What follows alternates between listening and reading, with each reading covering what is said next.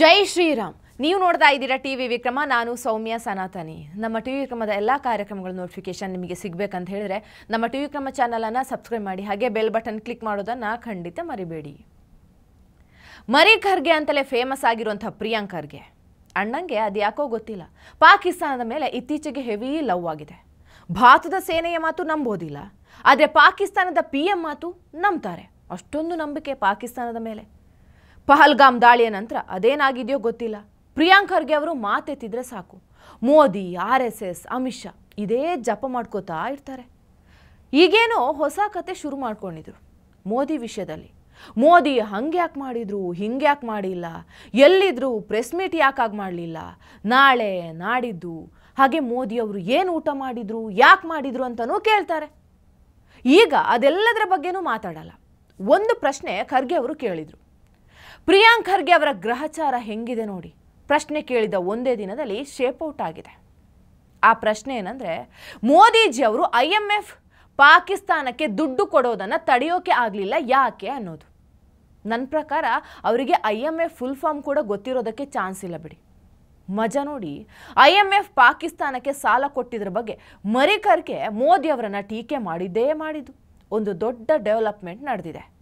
ಯಾವ IMF ಬಗ್ಗೆ ಈ ಮನುಷ್ಯ ಮಾತಾಡಿದ್ರು ಅದೇ IMF ಪಾಕಿಸ್ತಾನಕ್ಕೆ ಸರಿಯಾಗಿ ಏಟು ಕೊಟ್ಟಿದೆ.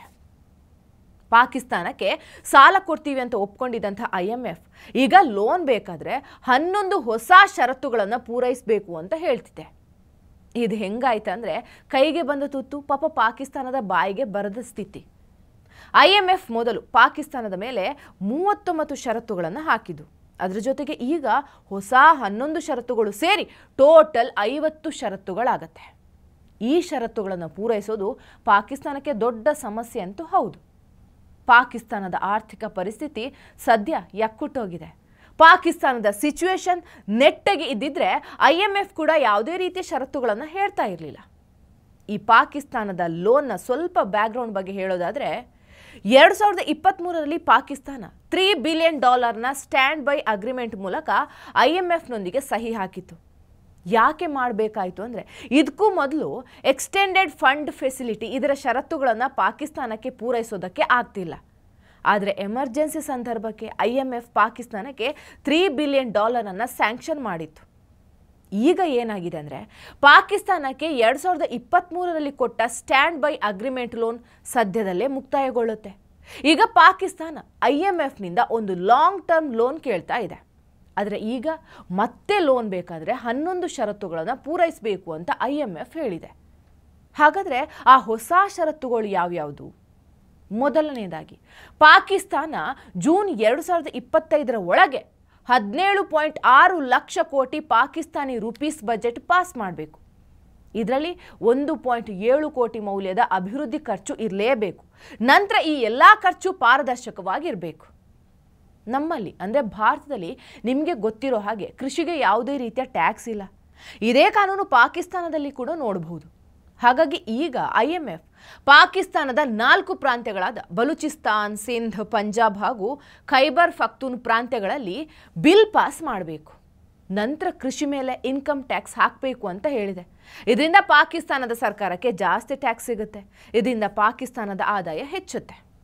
ನಂತರ ಪಾಕಿಸ್ತಾನದ ಒಳಗೆ ಆಡಳಿತ ಕ್ರಿಯಾ ಯೋಜನೆ ನಿರ್ಮಿಸಬೇಕು. ನಂತರ ಪಾಕಿಸ್ತಾನದ ಸರ್ಕಾರ ಭ್ರಷ್ಟಾಚಾರವನ್ನು ಕಂಟ್ರೋಲ್ ಮಾಡೋಕ್ಕೆ ಸಾಧ್ಯ ಆಗ್ತಾ ಇಲ್ಲ. ಪಾಕಿಸ್ತಾನದ ಆಹಾರ ಸಂಗ್ರಹಣೆ ಕೂಡ ಅಸಮರ್ಥ ಆಗಿದೆ. ಸರ್ಕಾರದ ಕಂಪನಿಗಳು ಕೂಡ ಬಹಳ ದುರ್ಬಲ ಆಗಿದೆ. ಸೊ ಈಗ ಎಲ್ಲ ವಿಷಯದ ಬಗ್ಗೆ ಸುಧಾರಿಸಬೇಕು ಅಂತ IMF ಪಾಕಿಸ್ತಾನಕ್ಕೆ ಹೇಳಿದೆ. 2027ರ ತನಕ financial sector road map set ಮಾಡ್ಕೋಬೇಕು.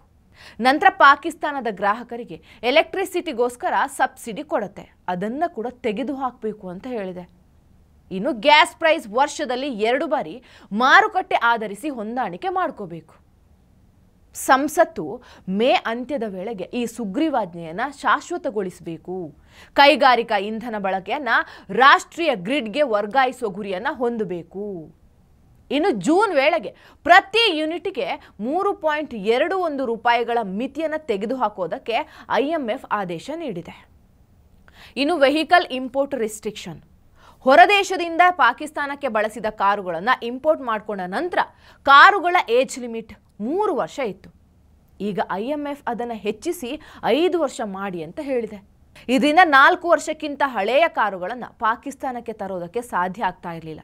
ಹಾಗಾಗಿ ಈ ಕಾರುಗಳನ್ನು ಬ್ಲ್ಯಾಕ್ ಮಾರ್ಕೆಟ್ನಿಂದ ತರಿಸಲಾಗ್ತಾ ಇತ್ತು. ಇದರಿಂದ ಸರ್ಕಾರಕ್ಕೆ ಯಾವುದೇ ಲಾಭ ದೊರೆಯುವುದಿಲ್ಲ. ಅದರಿಂದ ಏಜ್ ಲಿಮಿಟ್ ಜಾಸ್ತಿ ಮಾಡಲಿಕ್ಕೆ ಹೇಳಲಾಗಿದೆ. ಇನ್ನು ವಿಶೇಷ ತಂತ್ರಜ್ಞಾನ ವಲಯ ಅಂತ್ಯ ಮಾಡಬೇಕು ಅಂದರೆ ಫ್ಯಾಕ್ಟ್ರಿ ಪಾರ್ಕ್ಗಳಿಗೆ ಎಲ್ಲ ತೆರಿಗೆ ಮತ್ತು ಆರ್ಥಿಕ ಪ್ರೋತ್ಸಾಹಗಳನ್ನು 2035ರ ವೇಳೆಗೆ ಹಂತ ಹಂತವಾಗಿ ತೆಗೆದುಹಾಕಬೇಕು.